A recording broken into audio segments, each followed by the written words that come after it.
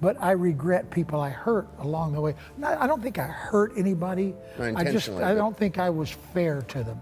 What happens when the smiling gambler, beloved by millions, takes his final bow with a confession no one expected? For generations, Kenny Rogers embodied country music's heart, storytelling, grit, and charm, wrapped in a voice that never faded. Fans knew the songs, the duets, the triumphs, but what they didn't know was the bitterness he carried in silence. For years, behind the warmth and stage lights, there were grudges he never spoke of, feuds never healed, names never revealed, until the end. Before his death, Kenny Rogers finally broke the silence. He revealed 5 Grand Ole Opry artists who betrayed him, crossed him, or left scars deeper than fame itself. It wasn't gossip, it was a reckoning. But who were these artists, and why did Kenny choose to unmask them only when he had nothing left to lose?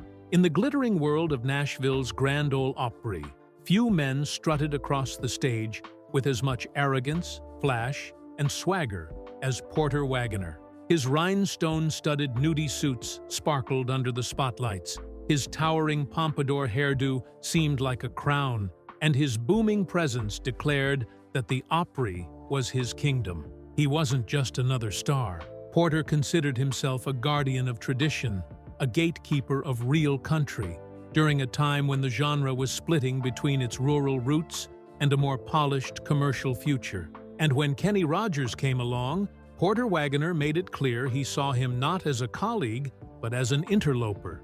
Kenny's rise in the 1970s was meteoric. He had paid his dues in the first edition. Yeah, oh yeah, what condition my condition was in. Blending folk, rock, and country before embarking on a solo career that transformed him into a crossover superstar. With hits like Lucille and The Gambler, Rogers was bridging worlds, introducing country storytelling to fans who had never set foot inside the Opry. In a bar in Toledo, across from the depot. For millions of listeners, he was fresh air in a genre often trapped by its own traditions. But to purists like Porter, Kenny was a dangerous outsider. Porter didn't hide his feelings. To him, Kenny Rogers was not authentic country.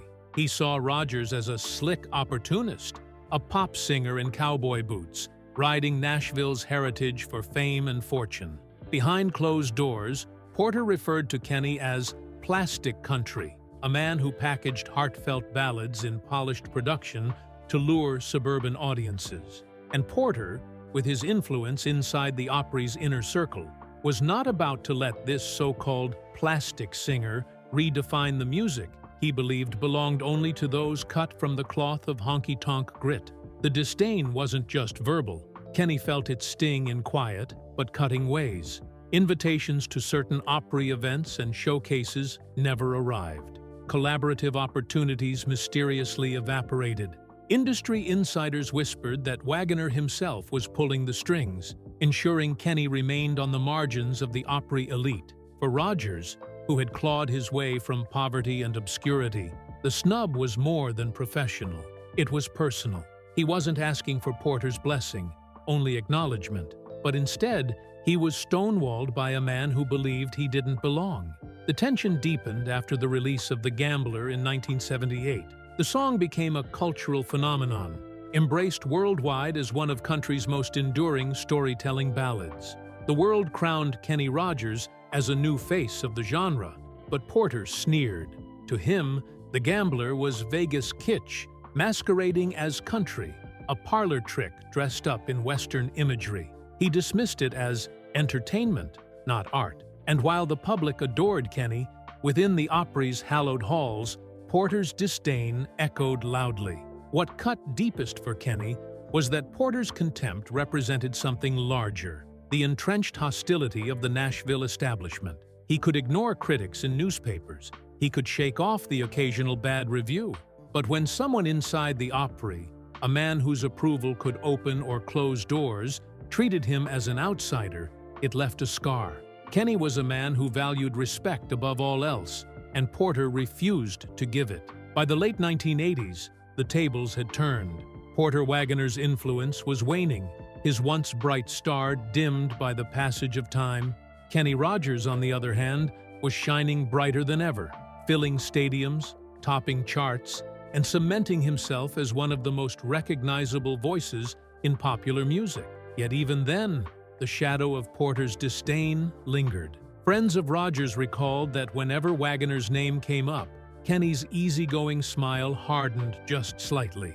He wasn't a man to carry open grudges, but his dislike for Porter was genuine and unshakable.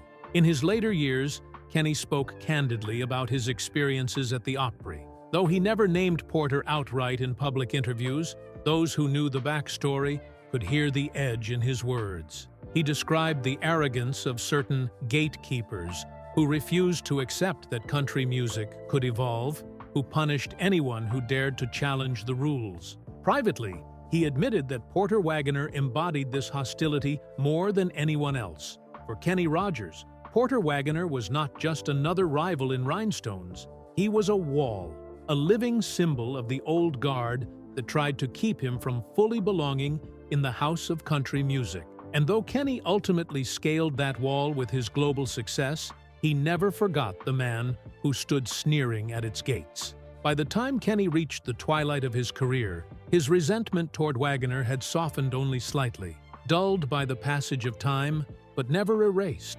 The wound Porter inflicted wasn't from a single insult, but from years of quiet exclusion, of opportunities denied, of whispers behind closed doors. He may have been adored by millions around the world, but in Nashville, the cold shadow of Porter's arrogance remained.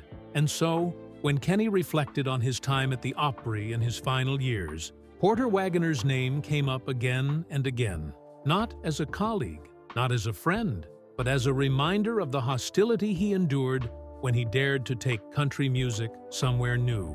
For Kenny Rogers, Porter Wagoner wasn't simply a peacock in rhinestones.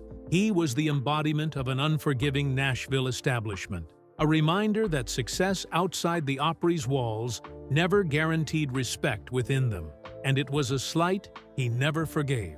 If Porter Wagoner was the flashy, rhinestone-clad gatekeeper of Nashville tradition, Faron Young was the enforcer, the man who wielded sharp words and biting wit like weapons. Known in his prime as the hillbilly heartthrob and later as the hillbilly heartbreaker, Faron's charm could light up a room, but his temper and cruelty could cut just as sharply. For Kenny Rogers, who arrived in Nashville with humility, talent, and the hope of carving a place for himself, Faron Young became one of the most formidable obstacles he faced, not through music, but through intimidation, ridicule, and relentless sniping. Their first clashes began in the early 1970s, when Kenny was transitioning from his folk rock days with the First Edition to a solo career.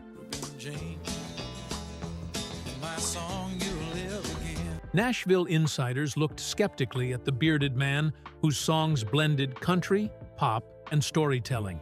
To Faron, Kenny was a threat, a man blurring boundaries and challenging the traditions he held sacred. It wasn't enough to see Kenny succeed. Faron felt he had to make it clear that this newcomer was not welcome, that the Opry and the old guard belonged to those who understood the unspoken rules of country music. Faron's contempt was public and pointed. At one industry gathering, he reportedly sneered at Kenny in front of a crowd of producers, managers, and fellow performers. Rogers is country when it sells, pop when it pays. The statement was more than critique. It was a verdict of illegitimacy. To Kenny, who had clawed his way up from Houston's poverty-stricken streets to international fame, the insult was a shock. He had worked every club, every small stage, every late-night gig to get here. And yet, Faron was attempting to rewrite his story, to frame him as a pretender in the very genre he loved. Backstage at the Opry, Faron's cruelty continued in private. He would mock Kenny's songs as soap opera tunes and belittle his appearance, claiming he looked like a Californian rock star rather than a country musician. To outsiders, these moments might have seemed like playful teasing or the roughhousing of a seasoned star toward a newcomer. But to Kenny, it was relentless harassment. Every cutting remark chipped away at his confidence. every smirk a reminder that acceptance in Nashville would never come freely. He had to earn it, and even then, the old guard would delight in keeping him at arm's length. Kenny was not confrontational in public. He smiled, shook hands, and let the insults slide, determined to maintain his professionalism. But the wounds festered in private. Years later, he would admit that the hostility from figures like Farron made him feel like an intruder in the genre he helped elevate. Every time he walked the Opry halls, he was reminded that acceptance was not simply a matter of talent, it was a negotiation, a contest of politics, influence, and perception. Farron Young wielded his power with precision, cutting down anyone who dared to challenge the established order. Farron's tactics went beyond mere words. Stories circulated of him subtly undermining collaborations, discouraging promoters from hiring Kenny, and planting doubts in the minds of other performers. Young's influence, once immense in Nashville, allowed him to shape perceptions of who belonged in country music and who did not. Rogers, despite his growing popularity, found himself on the receiving end of whispers, exclusion, and subtle sabotage. It was a quiet, insidious campaign designed to remind Kenny that he was never fully welcome, no matter how successful he became. Ironically, Farron's own career was declining as Kenny's star rose. By the 1980s, Young's personal struggles, alcohol abuse, failed relationships, and professional stagnation eroded his once bright reputation. Meanwhile, Kenny Rogers was filling arenas, dominating airwaves, and crossing into international fame. Yet the damage inflicted by Farron lingered. Success could not erase humiliation, and Kenny never forgot the sting of being mocked, dismissed, and undermined at every turn. In private reflections, Kenny admitted that Farron Young embodied everything he despised about Nashville's old guard. He was a bully cloaked in charm, a man whose reputation protected him from scrutiny while he dished out cruelty. Unlike public critics, Farron had the power to affect careers directly, to open or close doors quietly.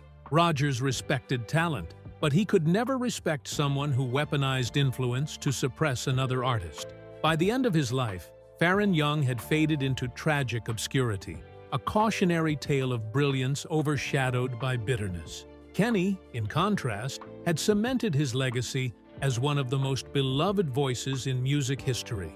Yet the encounter with Farron remained a defining experience, a reminder that for every applause, there was a sneer, and for every arena filled, there were shadows cast by those who wanted to keep him small.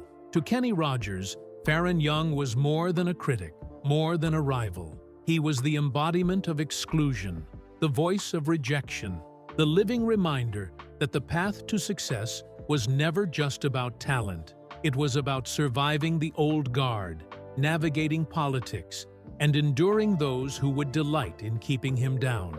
And in that sense, Farron Young was unforgettable, not because of his music, but because of the pain he inflicted on one of country music's greatest storytellers.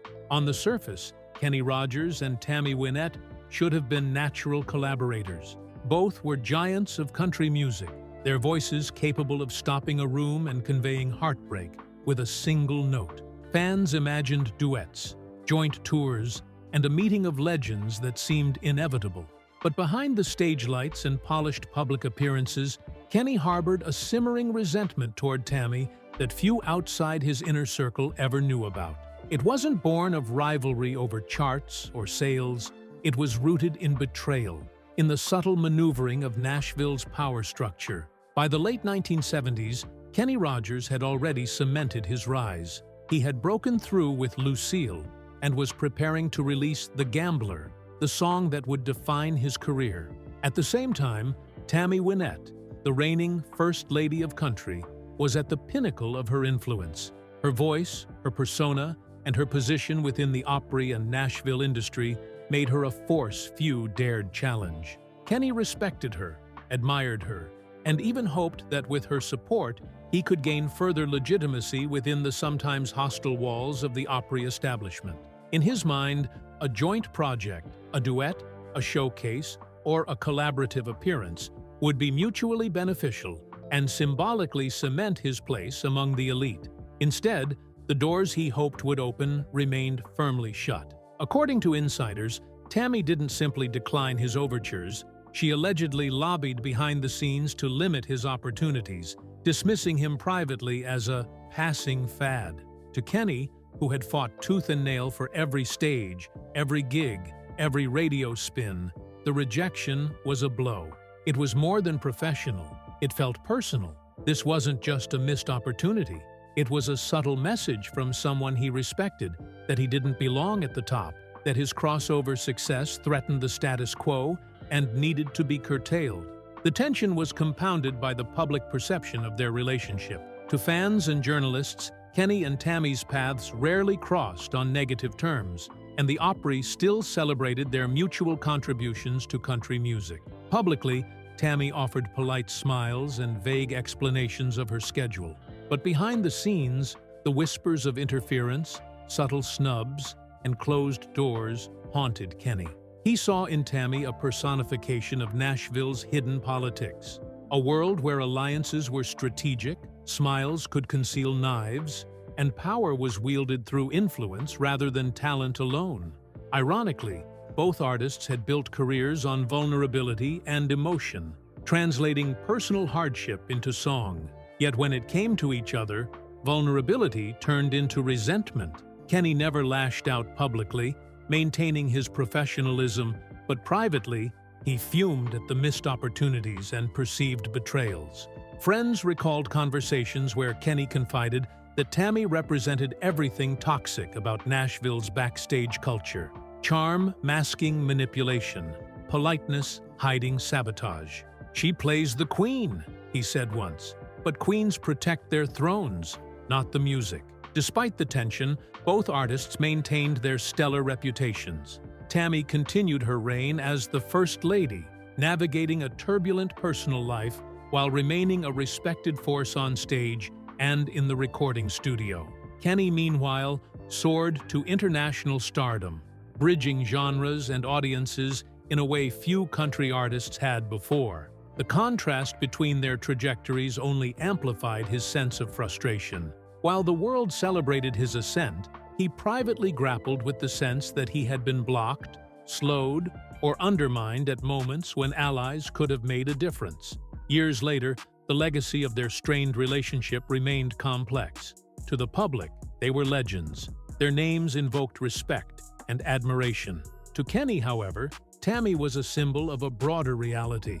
Nashville's power plays, the subtle ways in which influence was wielded to control careers, and the emotional toll that came with being constantly evaluated and undermined. While he achieved massive success, he never forgot the sting of those early setbacks, the moments when doors closed, and the whispered warnings from those who had the power to shape destinies. For Kenny Rogers, Tammy Wynette was more than a fellow artist. She was the embodiment of Nashville's invisible barriers, a reminder that talent alone was never enough. In his heart, she remained a figure of admiration, complicated by bitterness. The First Lady of Country, in public eyes, was an icon. In Kenny's private reflections, she was a lesson in resilience, a subtle antagonist in the story of his rise to legend. And though he never let the public see the full scope of his frustration, those close to him understood that the quiet resentment lingered until the end of his life. In the world of country music, Hank Snow was a monument, a towering figure whose career stretched across decades and whose voice was as familiar to Nashville as the neon lights of Broadway. Born in Canada and rising to prominence in the 1940s and 50s, Snow became one of the longest-standing members of the Grand Ole Opry. His influence cemented not just through his performances, but through the strict vision he held for what country music should represent. Reno, Chicago, Fargo, Minnesota, Buffalo, Toronto, Winslow, Sarasota, Wichita, Tulsa, Ottawa. For fans, Hank was steadfast, authentic, and disciplined, a symbol of continuity and reverence for tradition. But for Kenny Rogers, Hank Snow wasn't just a figure of respect. He was an obstacle, a wall of rigid authority that kept him at arm's length, no matter how brightly his star shone. The tension between Snow and Rogers stemmed from the clash of musical philosophies. Hank believed that country music was rooted in honesty, simplicity, and an unchanging code of tradition. Storytelling, plain arrangements, and a focus on rural themes defined his understanding of the genre. Anything outside those boundaries, soft rock influences, pop balladry, or crossover experimentation, was not just unwelcome, it was dangerous. And Kenny Rogers, with his crossover hits like The Gambler and Lucille, was the embodiment of the threat. To Snow, Rogers wasn't honoring the essence of country music. He was diluting it, packaging it for mass appeal, and playing at a genre he didn't truly inhabit. The Canadian Opry legend was subtle in his disapproval, wielding silence as a weapon. Friends of Rogers recalled that Snow rarely spoke openly against him, yet his disdain was evident in small, calculated gestures. Greetings were curt or non-existent. Invitations to certain events went missing. A nod here, a handshake there. Always measured, always absent when Kenny needed it most. This quiet disapproval carried as much weight as outright criticism, for in Nashville, Snow's influence was profound. Where Hank led, others followed, and Kenny often found opportunities blocked, not by malice, but by the invisible hand of tradition. The most infamous encounter reportedly took place backstage at the Opry in the early 1980s. Kenny, fresh off a string of hits and international acclaim, expected at least a courteous acknowledgement from his veteran peers. As he extended his hand to Hank, the legendary singer reportedly met his gesture with a cold, piercing stare, then turned away. The slight, minor in execution, carried a symbolic punch far beyond what words could convey. In the hierarchy of Nashville, such a gesture spoke volumes. Rogers was a talented outsider, but he had not yet earned the full acceptance of the old guard. For Kenny, the impact was deeply personal. While critics could be ignored and the public could cheer or jeer, the absence of respect from someone of Hank Snow's stature cut deeply. Rogers often reflected that praise from fans was gratifying, yet it could not replace the acknowledgement of his peers. Music, for him, was not just a profession, it was a community, a conversation across generations, and when the elders of that community withheld approval, it created a lingering sense of exclusion, a reminder that fame and talent did not always guarantee belonging. Ironically, the cold shoulder from Snow sharpened Kenny's resolve. He learned to navigate the treacherous waters of Nashville politics, to build alliances where he could, and to trust his instincts when facing gatekeepers determined to uphold an immovable standard. While Snow represented a barrier, he also inadvertently taught Rogers a lesson about resilience, strategy, and the courage required to redefine a genre without losing authenticity. Even as Rogers' international fame soared, Snow maintained his rigidity. He never publicly endorsed crossover artists, never praised Rogers, and never softened his stance. To some observers, this steadfastness was admirable, a commitment to principle and a refusal to compromise. But to Kenny, it was a source of quiet frustration. He respected Hank's achievements, his mastery, and his dedication to country music, yet he could not respect the way tradition was wielded as a tool to control who could rise and who could not. In retrospect, Rogers often pointed to Snow as the epitome of Nashville's resistance to change. He was the symbol of a system that valued gatekeeping over talent, protocol over creativity, and history over evolution. And though Rogers transcended these barriers, winning over audiences around the world, the lessons and scars remained. Snow's coldness served as both challenge and reminder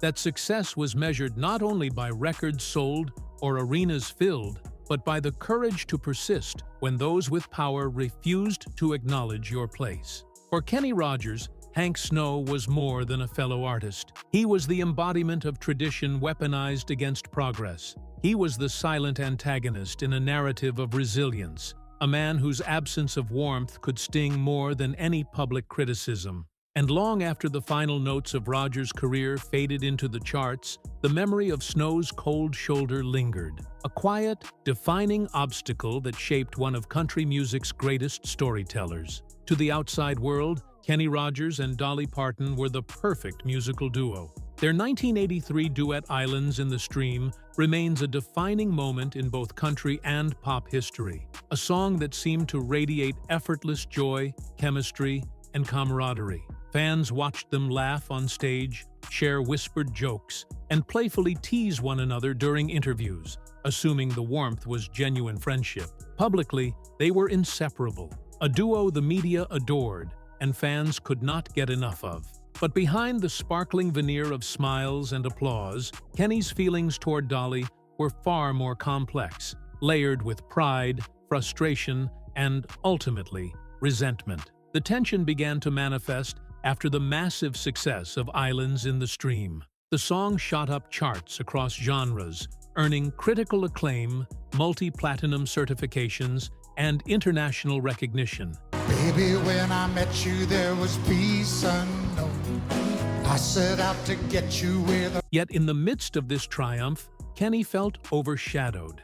Dolly, with her larger-than-life persona, seemed to effortlessly draw the spotlight, with journalists and TV hosts focusing on her charisma, charm, and humor. Kenny, equally crucial to the song's magic, often found himself framed as the supporting act in his own biggest hit. Privately, he confided to close friends that he felt like a sidekick in my own story, a bitter irony for a man who had fought tooth and nail to climb from modest beginnings in Houston to global superstardom. Kenny had envisioned Islands in the Stream as the beginning of a musical partnership that could rival history's most iconic duos. In his mind, this was not just a hit, it was the foundation for a long-term collaboration that would continue to elevate both artists and cement a lasting legacy. Yet Dolly, despite publicly praising Kenny and speaking warmly of him in interviews, declined subsequent collaboration opportunities.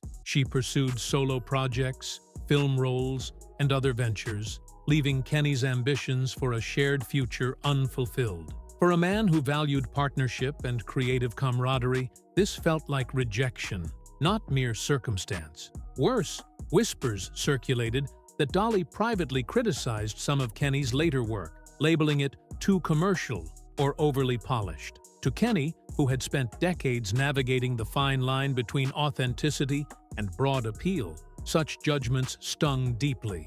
He understood the necessity of reaching new audiences, of evolving as an artist, but to hear the critique from someone whose collaboration had once defined a career added a personal edge to the professional disappointment. In Nashville, perception mattered as much as talent, and here was a partner whose approval he could not fully secure. The complexity of their relationship was heightened by mutual admiration and genuine affection. Kenny respected Dolly immensely. He admired her work ethic, her songwriting, and her ability to command attention on stage and off. He cared for her personally, too, appreciating her humor, intelligence, and wit. Yet admiration did not erase resentment. In his quieter moments, he grappled with the imbalance he felt, the sensation that he had given fully to a partnership that had never been reciprocated on equal terms. Publicly, they maintained appearances, always smiling, always projecting warmth. I can't think of anybody I would rather sail away with. Let's say... Okay. But privately, Kenny carried a mix of gratitude, frustration, and disappointment that never fully dissipated. Insiders described Kenny's reflections on Dolly as bittersweet. He acknowledged the magic of their collaboration and never denied the profound joy of performing together. But he also admitted that the partnership highlighted insecurities he rarely confronted elsewhere. Insecurities about recognition, about credit, and about being valued for his contributions. Dolly represented the duality of opportunity and limitation. She was his greatest collaborator, yet also the figure against whom he measured unfulfilled expectations. Over time, the narrative of Kenny and Dolly became almost mythic. Fans remember them as the perfect duo. Kenny's a great photographer, and he does all sorts of other things on the sides. Their harmony emblematic of an era when country and pop could seamlessly intersect. Yet beneath the myth, Kenny's experience tells a different story. A story of imbalance, frustration, and private disappointment. Their duet, though celebrated publicly, was tinged with the complex reality of human emotions. Admiration shadowed by resentment, collaboration shadowed by missed opportunity, love shadowed by professional envy. By the end of his life, Kenny still spoke fondly of Dolly in interviews, always careful not to tarnish her image or their public legacy. But those who knew him closely understand that his fondness existed alongside a quiet bitterness, a subtle acknowledgement of the partnership that could have been something more enduring, more balanced. For Kenny, Dolly Parton was both partner and pariah, a source of triumph and a reminder of professional and personal frustrations that never fully healed. Their story, immortalized in Islands in the Stream, remains a tale of brilliance tinged with human complexity. For Kenny Rogers, Dolly Parton was not merely a collaborator or a friend. She was a paradox, a figure who embodied both the pinnacle of achievement and the shadow of unfulfilled expectations. And though the world remembers the magic of their shared music, Kenny's truth reveals a more nuanced tale, one of admiration, disappointment, and the delicate balance between public success and private struggle. Behind the smiles, laughter, and applause, there was a quiet, lasting tension, an emotional landscape that shaped Kenny Rogers' reflections on partnership, legacy, and the human cost of fame. If a man waits until his final moments to speak his truth, does it free him or bind us to his grudges? Kenny Rogers' last words reveal a side of country music few ever imagined, and in doing so, he reshaped his story one last time. The echoes linger, but how we hear them is up to us. Share your thoughts in the comments below. Thanks for watching. See you in the next one.